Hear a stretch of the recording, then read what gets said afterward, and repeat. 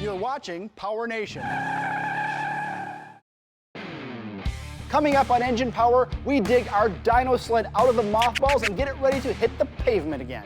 We are dropping in a 410 cubic inch LS that we built, swapping this car back to a 5-speed manual, sealing it up, and installing some custom exhaust. All said and done, how do you think it's going to sound? Let's find out.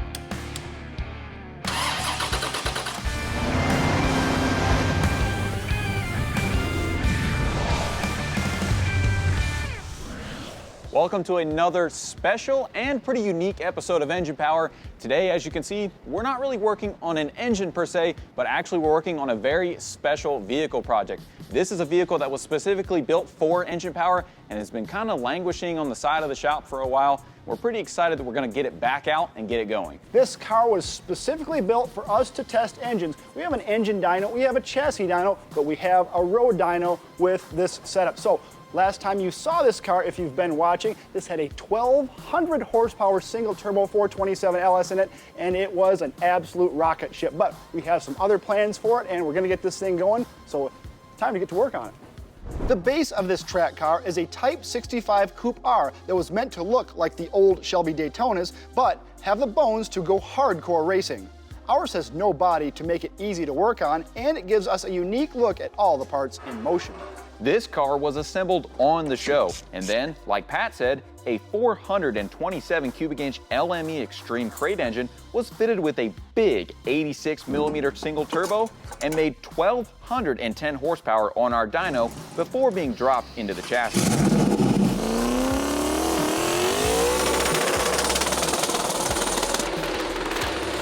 With all that power and only around 2,000 pounds of curb weight, this car was extremely fast and definitely a handful. The engine we have chosen for this iteration is something you're probably pretty familiar with. This is a 410 cubic inch LS that we built a short time ago. Now, don't let all the good looks fool you. This thing was an absolute beast on pump gas. And for those who aren't familiar with it, check this out. This engine was based off a junkyard, but previously remanufactured iron 6-liter block filled with a fully forged Pro LS stroker rotating assembly to get that 410 cubic inch displacement. We balanced the assembly on our CWT Multival 5500 and honed the cylinders for proper size and surface finish on our Sunnin SV15 cylinder hone.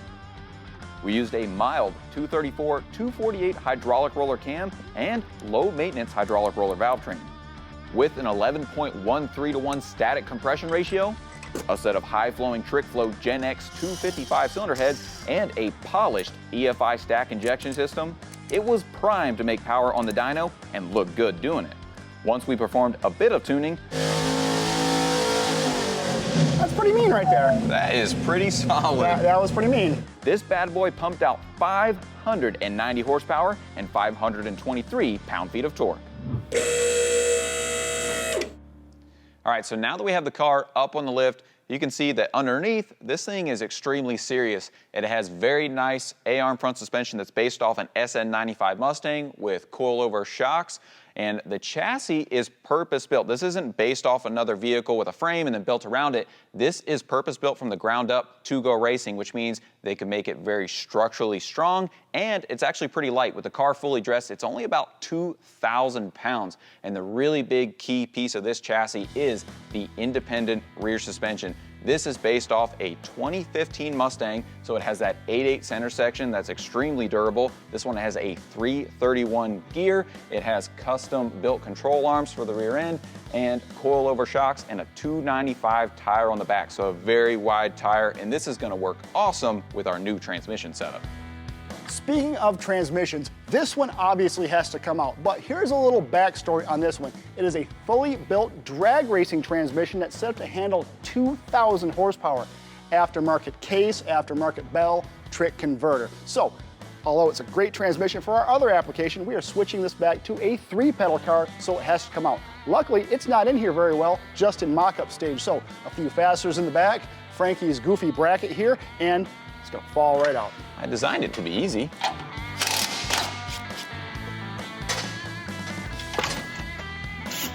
Can you go forward? Yep, let me remove this. Yep, whoa, safety bar. Oh boy. Yep, you can fall out. All right. Got it? Yep. Yep, keep going, clear. Let's stick this on the old shelf because... Oh yeah, we're gonna keep this for later because you never know, we might need it. Oh, we're gonna need it, I guarantee you. Coming up, there's a lot of measuring that goes in to putting in a clutch.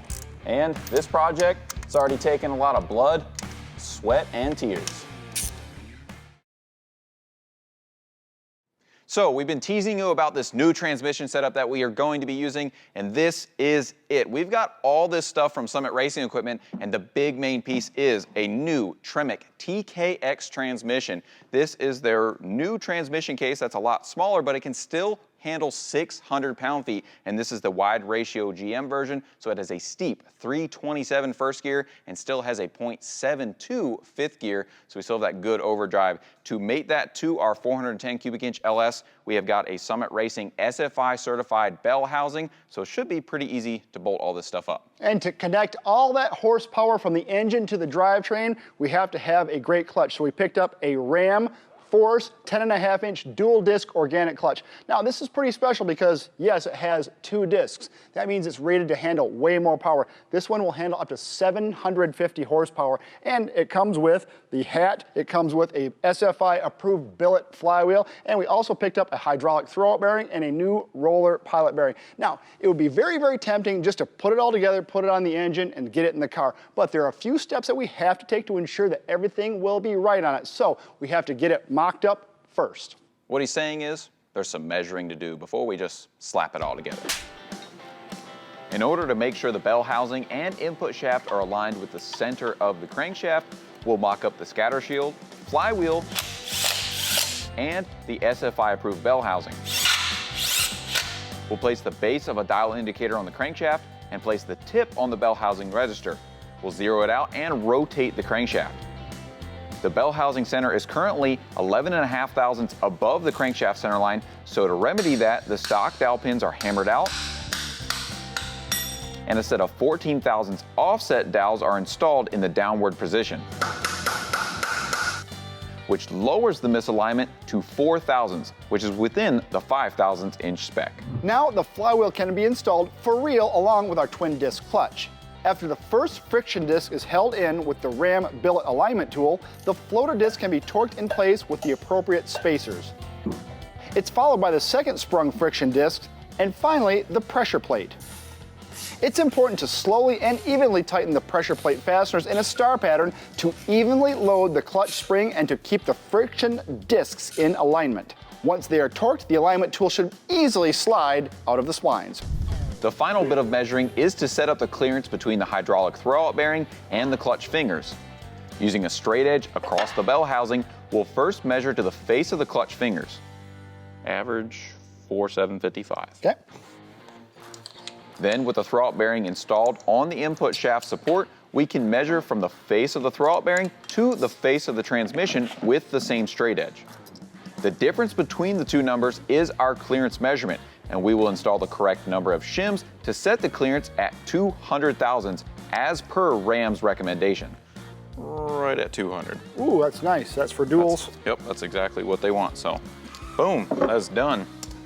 This is a critical measurement, since if the bearing is too far away, it will not disengage the clutch fully or overextend the bearing.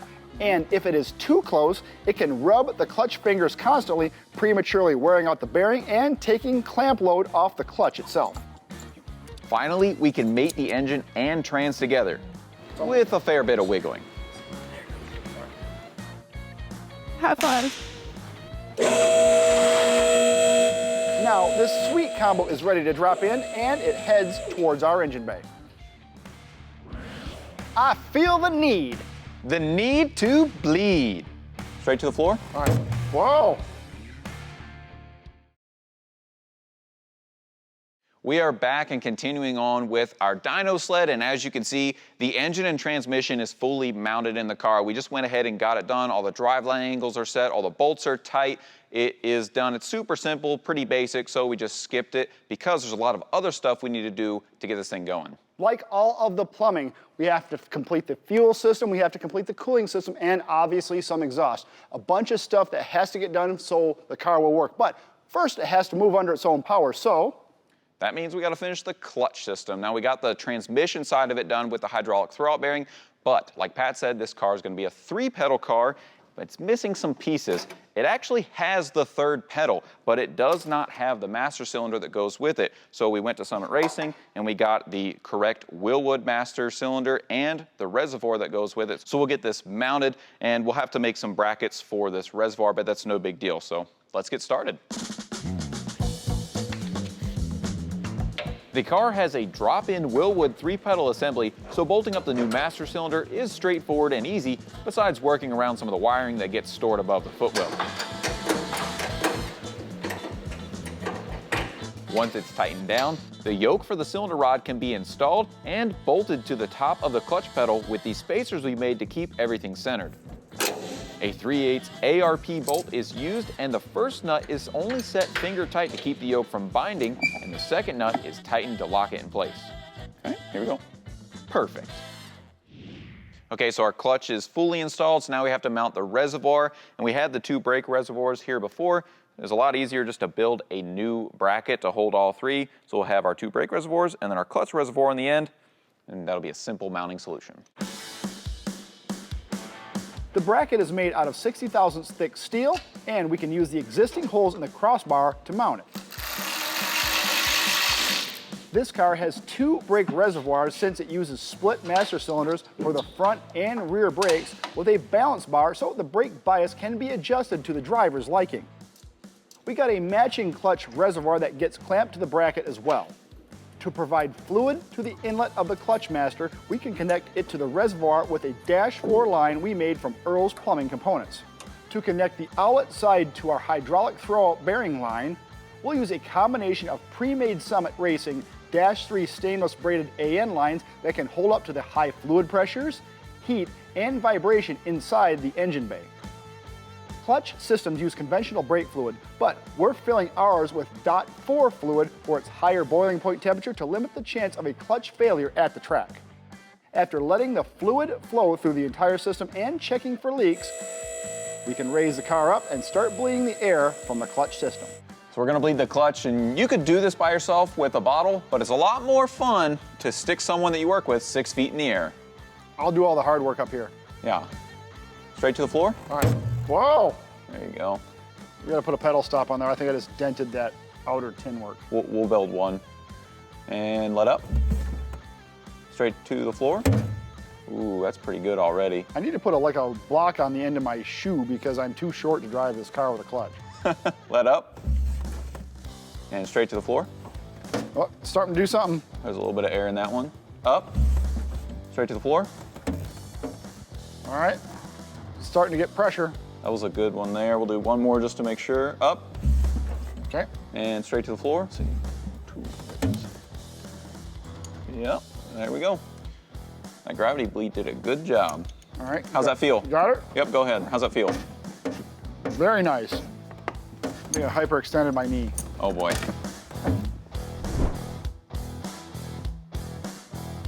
Next up, we're gonna reinstall the radiator in the car. This was custom built for it, and it handles up to 1,200 horsepower, but we did have to redo a couple of them else, because remember before, this had a big intercooler in the way, and that's why we have a pusher fan on it, because it was blocking all the air. It worked great, it never overheated, and it's gonna go right back in, because we made a few new brackets.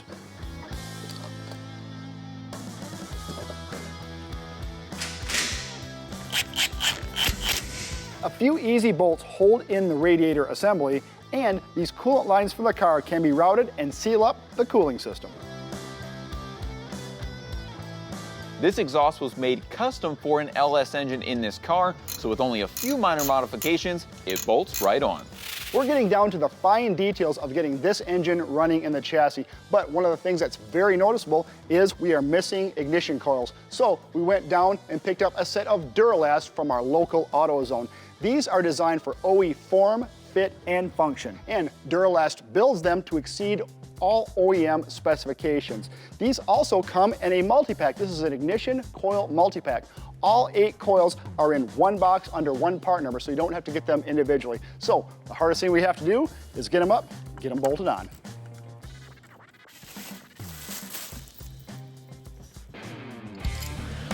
Coming up, we tie up our loose ends and wire it up to fire it up.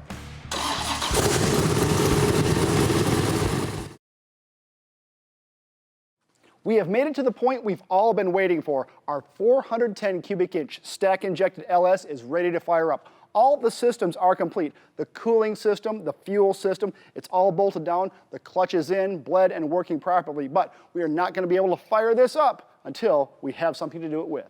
Yeah, there's a few things that we need to do before we can do that, and one of those is all the wiring on the car, and this car was previously set up with Holley EFI, so we're going to be using that again on this build, and we're going to be using Holley's Terminator X EFI system.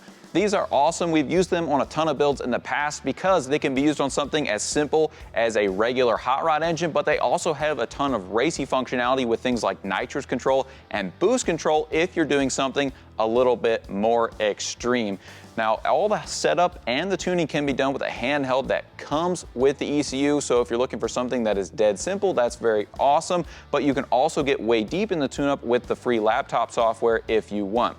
We got the matching harness for our engine for our 24-tooth LS. We have the matching injector harness for our injectors, and the ECU has an integral 1-bar map sensor, so all the sensor hookups are pretty much plug and play, and it should be very easy. We're going to be pairing that with one of Holley's 6.86-inch Pro Dashes. Now, the car has a 12.3-inch Pro Dash in it, but it's in the center console, and we want something that is a little bit more in our field of view while we're driving, so this is going to be perfect to fit right behind the steering wheel so we can watch the vitals of the engine, things like oil pressure, coolant temp, the speed, and RPM. It also has an integrated shift light in it, so we can watch that as we're going through the straights and making shifts. And this is really simple because it's plug and play with the EFI system itself. It only takes a few wires to hook up and has a CAN connection that plugs into the EFI harness. This one also comes with a GPS speedometer, which is really great because we don't have to go through and wire up the vehicle speed sensor in the transmission. We can just plug this into our dash and have a speedo while we're going down the track.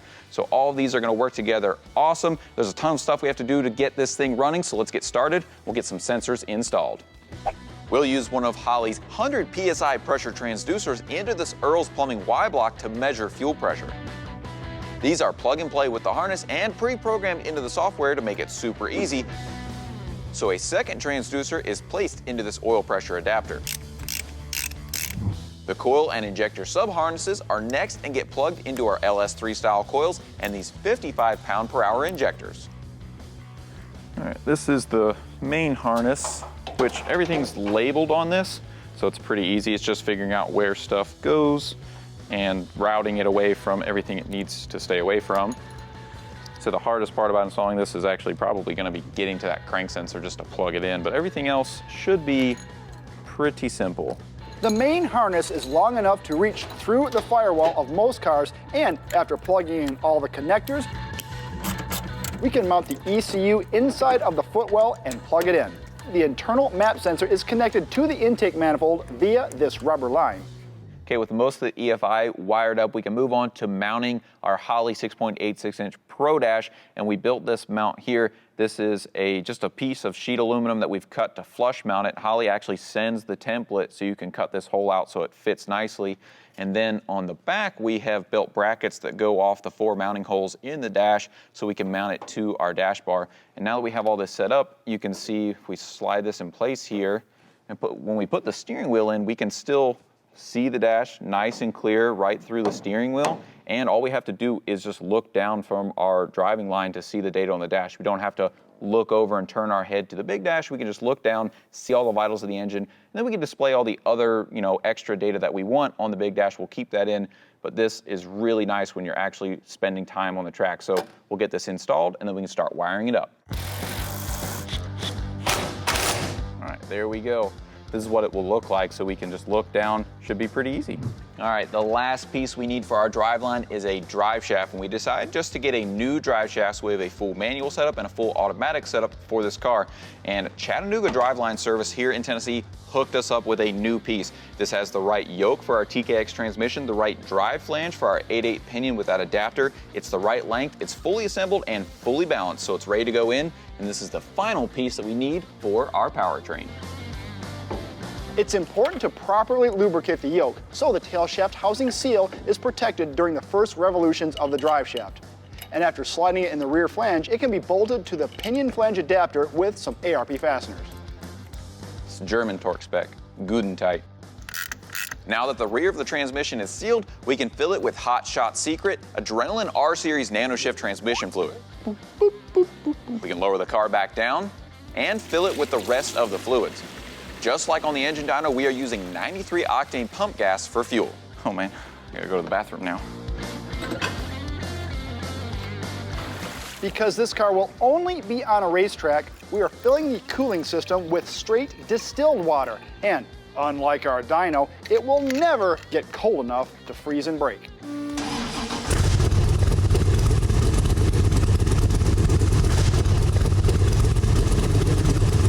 PSI of oil pressure.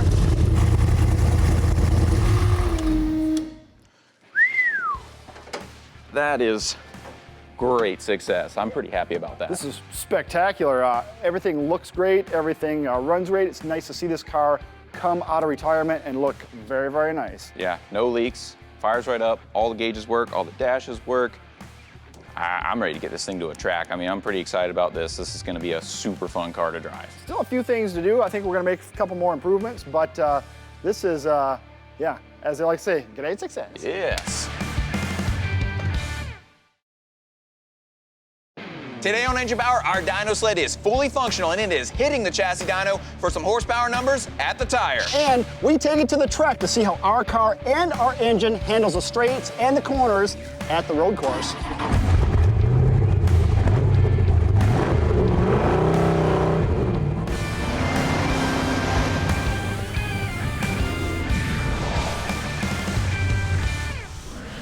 Hey everyone, welcome to Engine Power. Today is an exciting day in the shop because we have a fun day planned with our dyno sled. This engine is a 410 cubic inch stack injected LS mated to a TKX 5-speed transmission. Now you've seen us do a lot. We've dragged this car out of the woodwork and got it running, and it is strapped down to the dyno to see what it's going to do.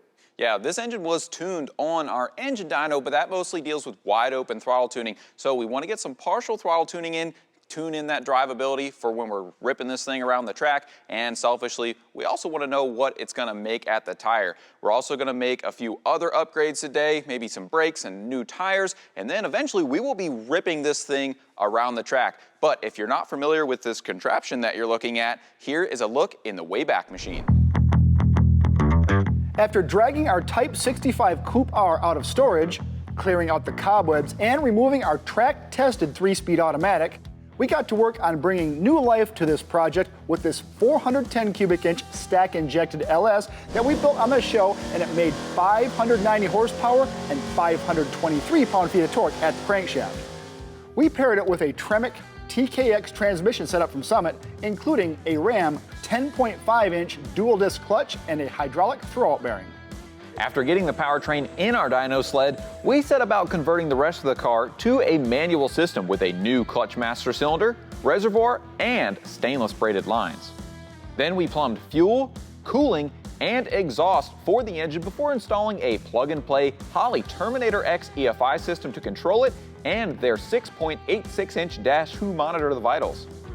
We left off last time with successfully firing it off for the very first time in the car. One of the first things we had to get for this rig was a new battery because the one that had been sitting in it for a long time, and it was basically junk. So a quick call to our local AutoZone, and we picked up a brand new Duralast Gold. Now, Duralasts are legendary for their performance and durability, and the Gold series are made to meet or exceed any OEM application for their size. Now, these Gold have the most amount of plates and grids in them, so you get that maximum amount of cold cranking amps. Our particular car requires a Group 34 battery, so fits great. It has 800 cold cranking amps. It's going to do everything we want. All I got to do is make a few simple connections, and we're spinning this dyno roller. All right, we got power, we got everything strapped down, nothing's leaking, so we're going to get going here. Chassis dynoing gives us an easy way to tune the partial throttle areas of the fuel map like we aren't able to on the engine dyno. To do this, we'll run the engine through the RPM range at varying loads below full throttle and make adjustments to the fuel table in each area based off the data. we can get the partial throttle fueling brought in really quickly, and with everything up to temp, move on to wide open throttle pull. Make a run in third with our gear. We'll go from 3,500 to 6,500, just like the engine dyno.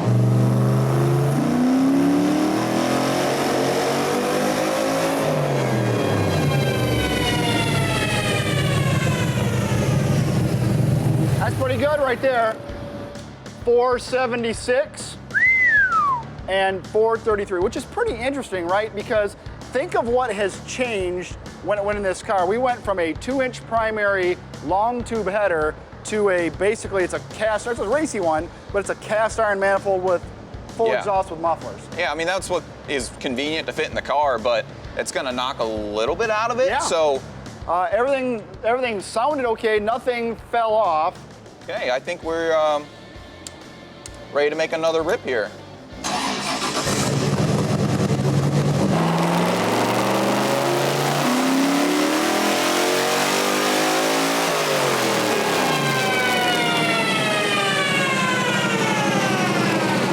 Wow. Overlaid almost to the number, 476 and 433 for torque again. Ultimate consistency. How's everything look? I mean, this thing was within 2%, of where the fuel needs to be. So that is, I'm super happy with that. I think that's good. As far as tune-up concerned, I'm happy with where it is for a pump gas deal. Yeah, that's always our limiting factor. And you got to make a rip in this. This is awesome. I'm going to get out of here so you can do it. I'm going to have to put a phone book behind me because I can't reach the pedals.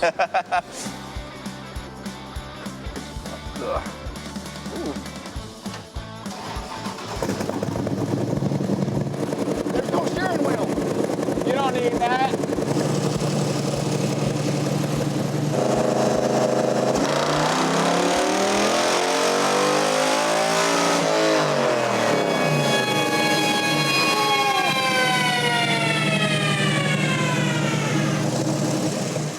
Just printing numbers, just overlay after overlay there. That's nice. So yeah, 476.34 and 435 pound-feet. See, just everything being right, that's what it should do, right? Just continually print them. When you have a stabilized temperature, you have a stabilized valve, all of your fluids are in the chassis are stabilized. Yeah. It should just right over the top of each other, and it's doing it. So that's awesome. Gosh, I was excited before, now I'm really excited. And there's no leaks. Transmission works perfect. I mean, couldn't get any better. Now the fun is almost ready to begin because we still have more work to do. So let's get this thing off there, get it on the lift. Yeah, a few more upgrades. Not bad, if I do say so myself. Up next, we break down the rest of the upgrades on our dyno sled. We were very pleased with how our dyno sled performed on the chassis dyno. Our stack-injected 410LS ran fantastic. And even though we converted it from a full-size, big tube header on the engine dyno to a set of cast iron exhaust manifolds and full exhaust for the chassis dyno, it still laid down an impressive number. So since we've increased its acceleration capability, we now have to improve its stopping power. This car came with SN95 front suspension, like we said before, and it also has stock-style SN95 brakes, which is an 11-inch rotor and a single-piston floating caliper. And that's fine for street use, but this car is going to the track, so we need a more performance-oriented brake system for the front because the front does between 60 and 70% of the braking effort in a front-engine car. And that is why we reached out to Bear Brakes and got one of their 13-inch big brake kits for the front of this car. Now, these are designed to bolt directly to an SN95 spindle, so that's a 1995 to 2004 Mustang. So the kit comes with 13-inch drilled, slotted, and vented rotors. They're a two-piece design, but they come pre-assembled, and they also have a zinc coating on the rotor for rust prevention. And the big piece of this is the 6P 6-piston calipers that are a fixed caliper design, so we will have to shim those out, but this is gonna greatly improve the clamping force that we can put between the pads and the rotor and increase our stopping force. And the kit comes with these billet mounting brackets that bolt directly to the spindles and all the hardware we need to do it, including stainless lines and the fittings to convert it over. So this should be pretty easy to just bolt right on and go, but we do have to get that stock stuff off first. The first step is to install the mounting bracket and hold the rotor in place with a lug nut so we can mock up the assembly. Because this is a fixed caliper design, that means it is solid bolted in place, and because it has pistons on both sides, we need to make sure that it is centered on the rotor so those pistons are equidistant from it and acting evenly on it when we apply the brake pedal. So what we're going to do is bolt this up here with no pads in it, put these Allen bolts in, and then we will measure the gap between the rotor and the caliper on both sides, figure out the difference between the two, and then divide it by half, and that will be the amount of shims we need to put behind the bracket to center up the caliper. 832 thousandths, 630 thousandths. So that's roughly 200 thousandths difference. So we need 100 thousandths shim to move that caliper out and center it on the rotor. With the correct shims installed between the spindle and the bracket, we can put the assembly together for real. These pads come with the kit and are Bear's aggressive compound for high stopping force. The caliper is bolted down with them installed, and to wrap it up, we can bolt on the stainless brake line from the car into the caliper with new sealing washers. Pack can do the same process on the other side, and the front brakes are ready to be bled. We'll use this bottle bleeder to catch the fluid from the caliper, and it will keep the escaping air from going back into the system when the pedal is returned to the resting position. Hit it now? Go ahead and give her a pump. Here we go. It's middle pedal. Here we go. Yeah, the middle one. Oh, excuse me. Did you hear that? I did hear that. That was crazy. I got it all the way down. The bubbles coming out. Yeah. Oh, it feels good. Open the bleeder a bit too much. I think that's it. You up? Hold on. Ooh. All the way up. One more. That seems clear. All right. All right, I'm gonna tighten it back up. Okay, go ahead and see what it feels like. Right there. Boom, all right. Brakes are bled.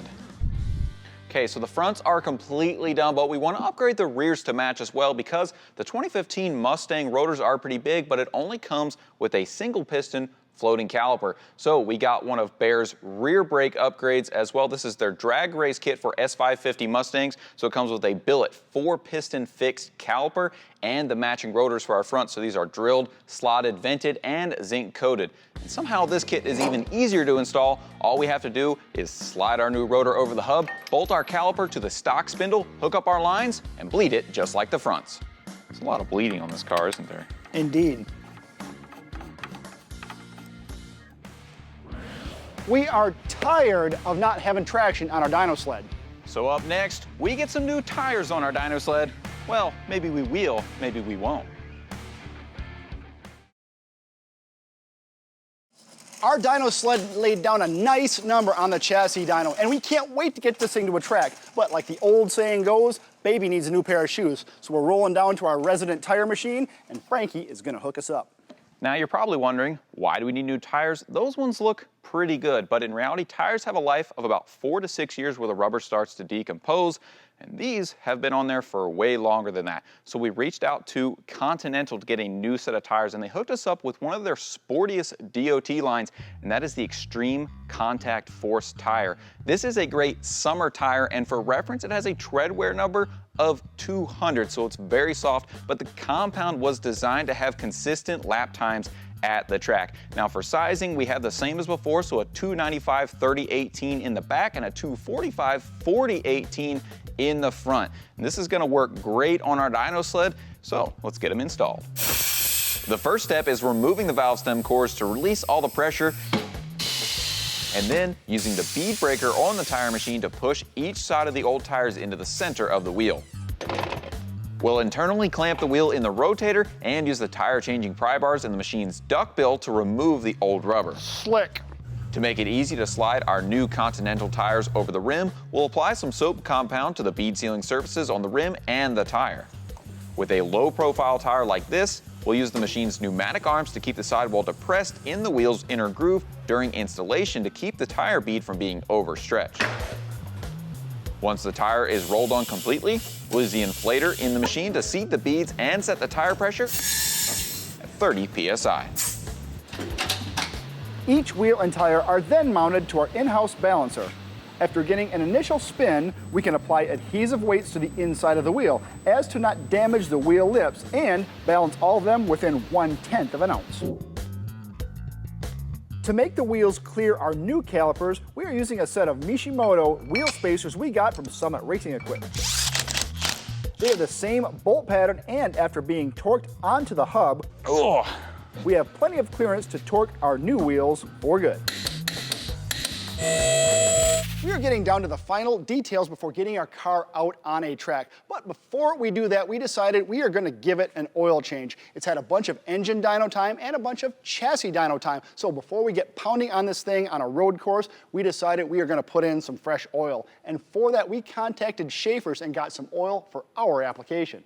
Schaefer's has been manufacturing petroleum-based lubricants since the mid-1800s, and they were partly responsible for the Western expansion in the United States at that time. Fast forward to modern times, they are synonymous with high-quality racing lubricants. If you've ever been in the pits at a race, you've probably seen Schaefer products.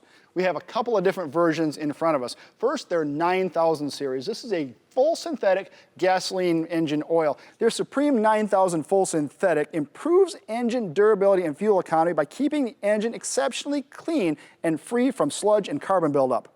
This oil withstands high heat up to 300 degrees or more, but still lubricates well at lower engine temperature. They have a variety of different weights for your daily driver applications, but we will be using their Supreme 7000 series. That adds an additional amount of zinc, and that protects not only like flat tappet camshafts, but general wear in the rest of a high-performance engine. Not only do they manufacture high-quality oils, but a lot of other things that you will find useful, like spray lubricants, hydraulic oils, greases, things like that. We are going to be using 1540 for our rig, so let's get it changed. After draining the old oil, we'll fill our new filter and tighten it down before going topside to replenish our engine with the Schaefer's lubricant. With fresh oil and fresh rubber, we are ready to load this baby up and take it to the track. Up next on Engine Power, we take our Dyno Sled to the track and we see what it can do. Looks like those Engine Power boys have gotten themselves into a heap of trouble. We have made it to the track. It is a beautiful day and we are out in the Tennessee countryside, actually in Fayetteville, Tennessee at PTC, Polecat Training Center. This is an absolutely gorgeous facility and we cannot wait to put this rig through its paces. Yeah, and since the last time you've seen this, we have made a few upgrades, mainly in the safety department. We added a set of Summit Racing 5-point harnesses to strap us in when we're going around. And also I got a Summit Racing fire suit, a set of G-Force shoes, a carbon fiber helmet, and a set of Crow safety gear gloves so we can remain protected, because with this guy, you never really know. We're gonna see how long it takes me to run out of talent. All right, let's go. Polecat Driving Academy is open wheel cars where we do two-day SCCA, open wheel formula introductions and drivings to where anybody who wants to have an experience or go get licensed for their SCCA NASA. You know, we're on 430 acres of land. We're in kind of a boxed canyon. We have the track itself has 120 feet of elevation change. Everybody who's come loves it. They enjoy the different challenges that the road course has. Y'all buckled in? All right, key this thing up. It's like giving my son the first time a ride like a hot rod. First lap, what we're gonna do is we're just gonna take it easy and warm the tires up.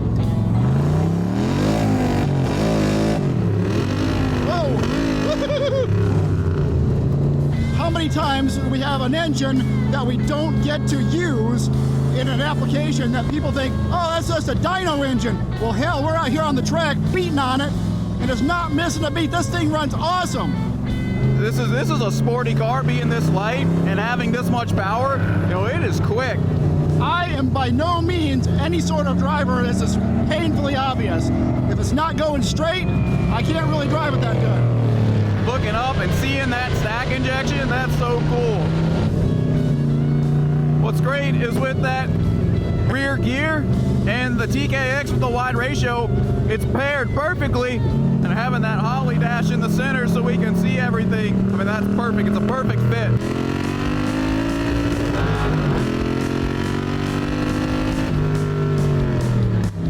It's crazy in a car this light with those Continental tires, how much lateral G you can pull. Ah, those bare brakes grabbing, that's awesome.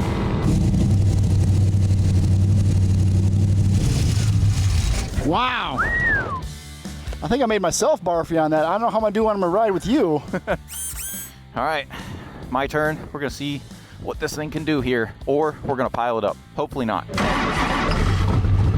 All right, remember this thing has like lots of power and no traction.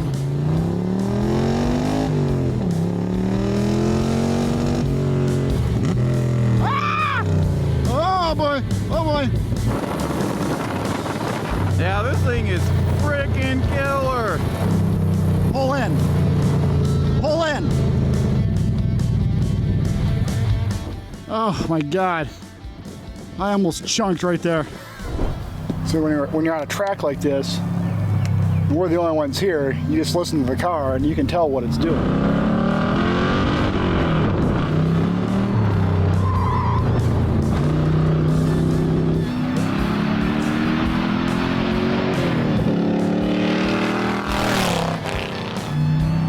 When like the engine stops making noise, that means he's in the woods.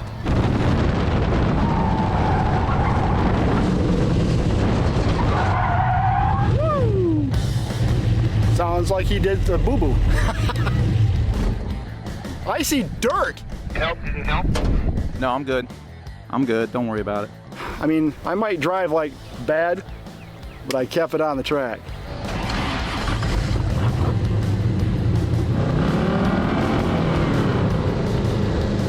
At this track, it definitely is a little tricky to drive because it has such a technical course.